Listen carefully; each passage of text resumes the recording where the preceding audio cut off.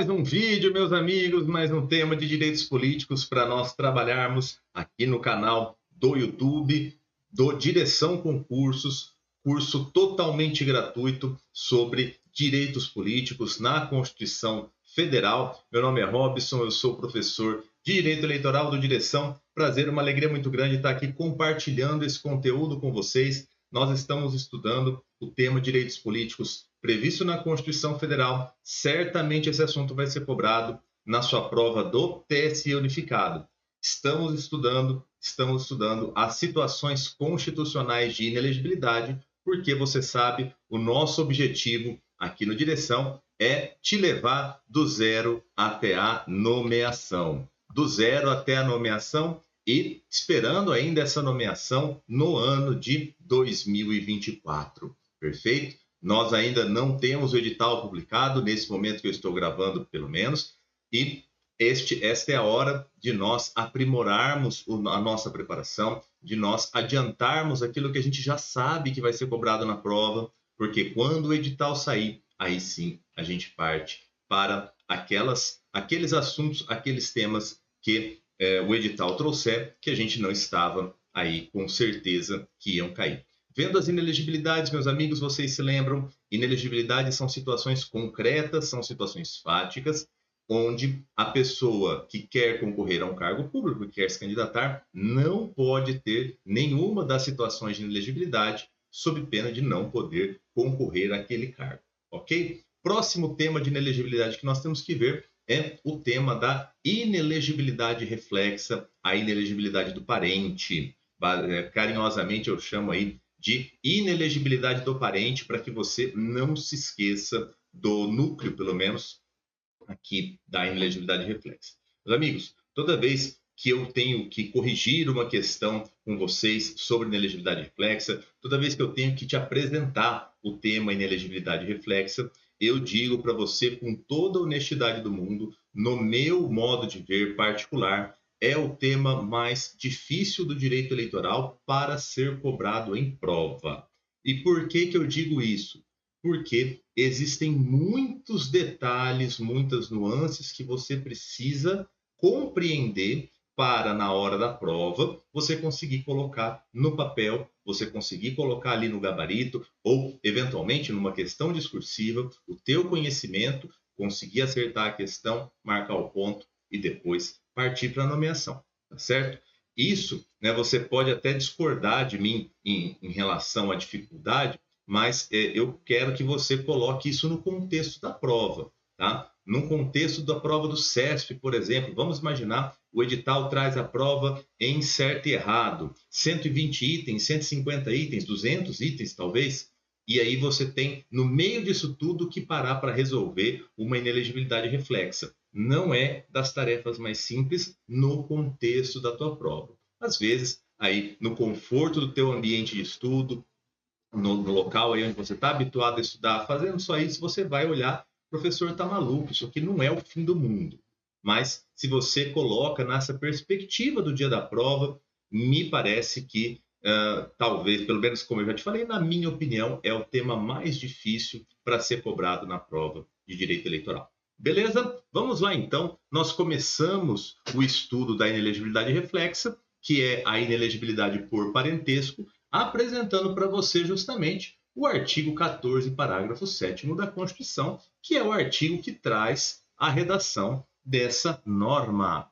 Pelo artigo 14, parágrafo 7º, são inelegíveis no território da jurisdição do titular o cônjuge e os parentes consanguíneos ou afins até o segundo grau ou por adoção do presidente da República, do governador de estado do território, do Distrito Federal, do prefeito ou de quem os haja substituído dentro dos 6 meses anteriores ao pleito, salvo se já são titulares de mandato eletivo e são candidatos à reeleição.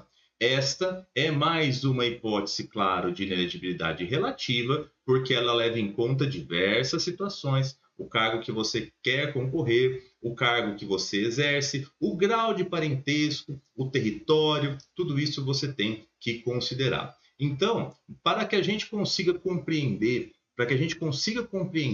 a regra da inelegibilidade reflexa, eu quero que você parta do pressuposto você vai partir do pressuposto que eu não posso concorrer a qualquer cargo eletivo no mesmo local onde o meu cônjuge, companheiro ou parente é chefe do poder executivo. Essa é a premissa básica, tá? Onde a minha esposa, o meu marido, o meu pai, o meu filho atuam como chefe do poder executivo, eu não vou poder concorrer. Isso por quê? Isso porque qual é a razão por trás da inelegibilidade reflexa? Parte-se do entendimento que, se você vai concorrer no território onde esse seu parente, vamos a partir de agora chamá-lo sempre de parente, tá? Onde o seu parente vai concorrer, ele pode utilizar a máquina pública em teu favor e não utilizá-la em favor do teu concorrente. Isso vai fazer o quê? Vai desequilibrar o pleito. Você que é parente vai ter uma vantagem que o teu concorrente que não é parente não vai ter. Então, isso desequilibra o pleito, isso vicia a escolha democrática, isso fere o processo como um todo, isso fere a Constituição. Essa é a premissa básica, tá? Então, se você é parente de alguém que ocupa o cargo de chefe do Poder Executivo, você até pode concorrer. Você até pode concorrer, mas você tem que observar as regras da inelegibilidade. Você pode concorrer, por exemplo, em outra jurisdição, onde não é possível essa interferência. Você pode concorrer se o seu cônjuge, parente ou companheiro que está lá na chefia do executivo renunciar em determinado período de tempo. Você também pode concorrer se você já é titular de mandato eletivo e vai disputar a reeleição para esse cargo, tá bom? Aqui estou te dando um panorama geral, nós vamos esmiuçar isso aqui, olhar item por item, tá? Então veja só, não é que por ter o parente você não vai poder concorrer de jeito nenhum. A princípio você não pode, mas existem exceções, existem diversos momentos, diversas possibilidades para que você possa concorrer.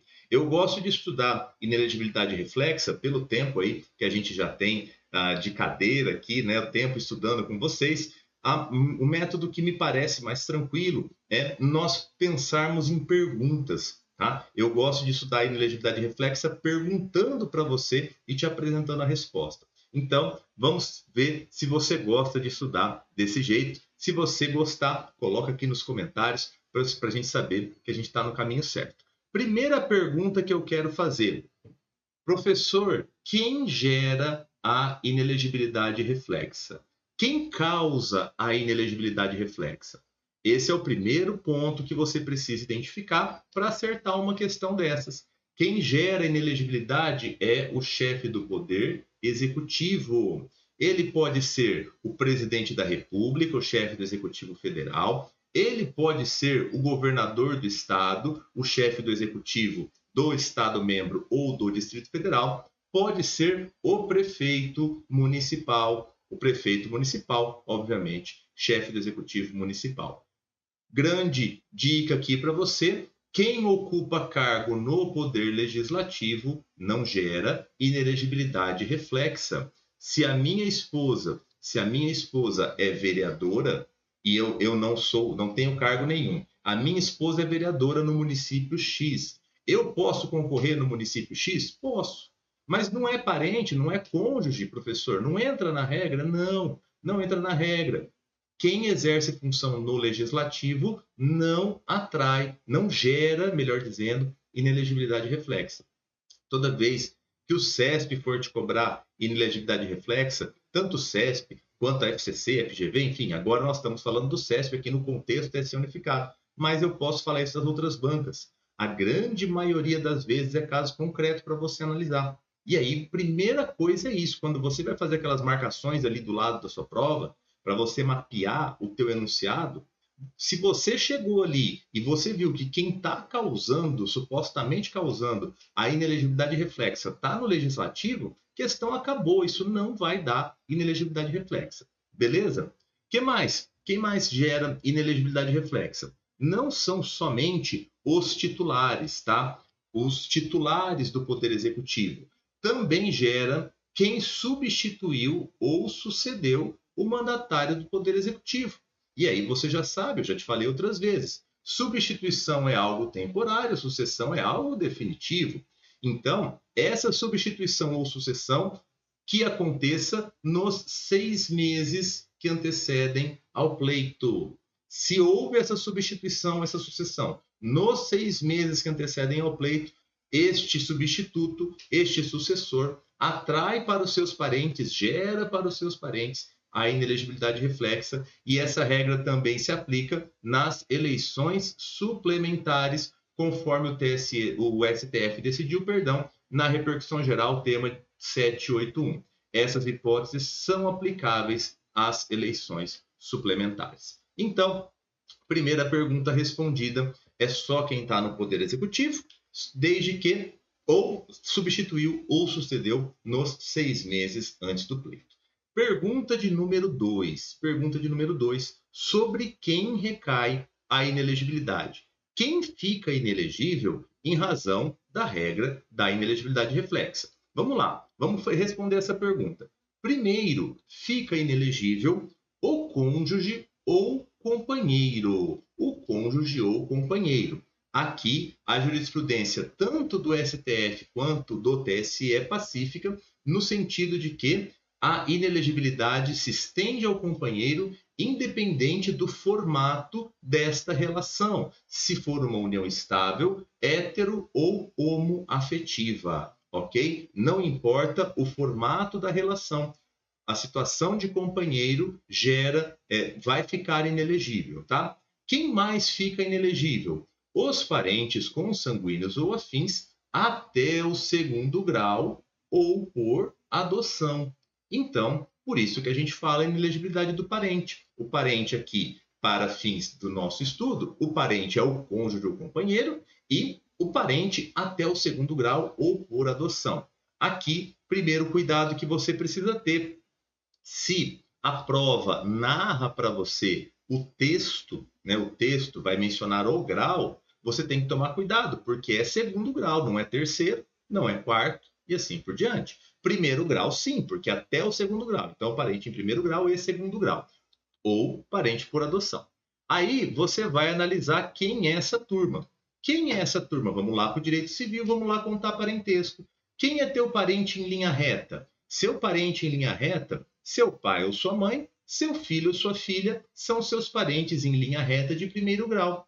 O seu avô e a sua avó, o seu neto, a sua neta, são seus parentes em 2º grau, tá? Na linha reta. Na linha colateral, nós temos o parentesco do irmão e da irmã, é o parentesco de 2º grau. Então, esses são os seus parentes que ficarão inelegíveis, ok? O parentesco por afinidade, né? Esses aqui são os parentes consanguíneos ou por adoção.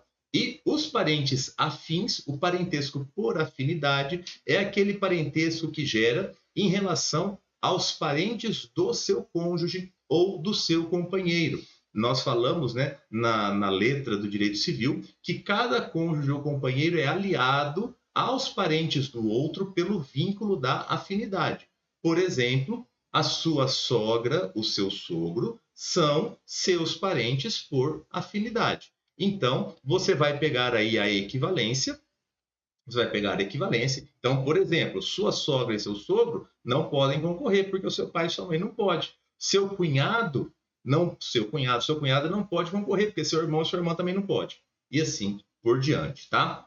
Isso vale, então, para os ascendentes, descendentes e irmãos do cônjuge ou companheiro. Trago aqui para você agora a situação do parentesco, tá? Aqui você precisa tomar cuidado para, na hora de contar o parentesco, esta aqui é a tabelinha da contagem do parentesco. Aqui você tem você, né? Aqui no caso seria o nosso possível candidato, possível candidata, e aí você conta. O 1º grau é o pai, em linha reta, o pai e a mãe, no 2º grau, o avô. Esses aqui estão inelegíveis. O bisavô, em 3º grau, ele não está inelegível.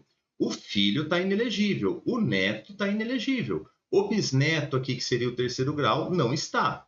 O irmão é parente em 2º grau, ele está inelegível.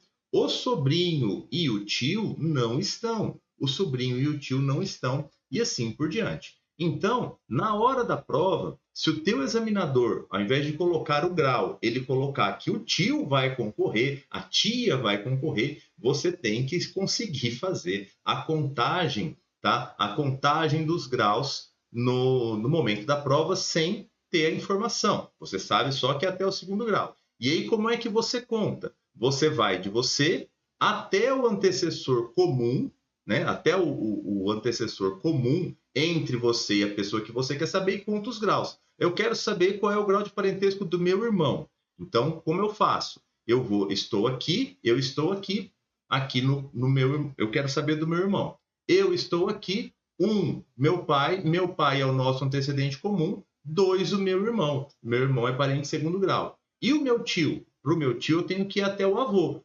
Pai é o primeiro, avô é o segundo, tio é o terceiro. Então, assim que você faz a contagem, o tio é parente em terceiro grau, ele não está na linha da inelegibilidade. A sua posição, se o seu tio é governador do estado, ele não gera inelegibilidade para você, porque é um parentesco em terceiro grau, ok?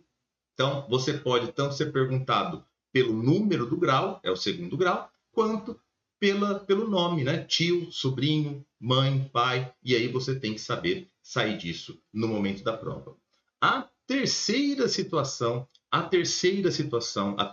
pergunta que você tem que fazer é o que é a tal da territorialidade, né? Qual é a amplitude territorial da inelegibilidade? O que significa aquela expressão território da jurisdição do titular que está escrita na Constituição? Essa situação, essa expressão diz respeito ao local físico onde o chefe do Poder Executivo governa. A ideia é que se ele governa no município, naquele município ele pode interferir em seu favor. Se você vai concorrer em outro município, provavelmente você vai estar livre, tá? Você está livre porque você não entra no critério território da jurisdição. Quais são os territórios? Isso você já sabe, tá? Candidatura nacional, circunscrição nacional para o presidente da República. Os parentes do presidente da República não podem concorrer em nenhum lugar do país. O parente do governador do estado ou do Distrito Federal não podem concorrer naquele estado ou no Distrito Federal. Os parentes do governador de São Paulo não concorrem aqui em São Paulo. Os parentes do governador de Minas não concorrem no território mineiro. E assim por diante. É possível, em tese, pelo menos pelo critério território, e aí você tem que ver outras situações, mas pelo critério território, se o meu pai é governador do estado de São Paulo, em teoria, nada impede que eu concorra ao cargo de senador, por exemplo, pelo estado de Pernambuco. Eu estou concorrendo em estado diverso, tá bom?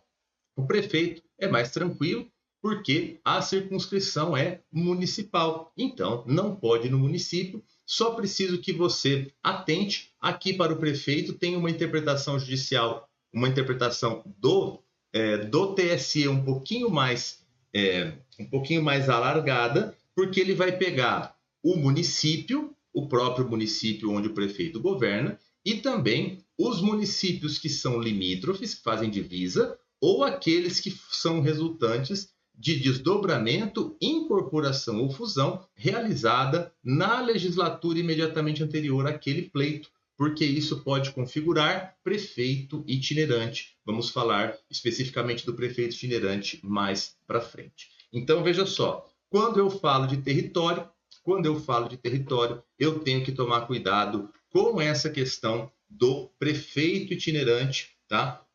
Do território do município, eu tenho que abranger essas situações dos municípios limítrofes e também aqueles que são decorrentes da fusão, do desdobramento e assim por diante. Ok? Porque aí você acaba mantendo a influência sobre esse novo ente que foi desmembrado do teu município de origem. Beleza?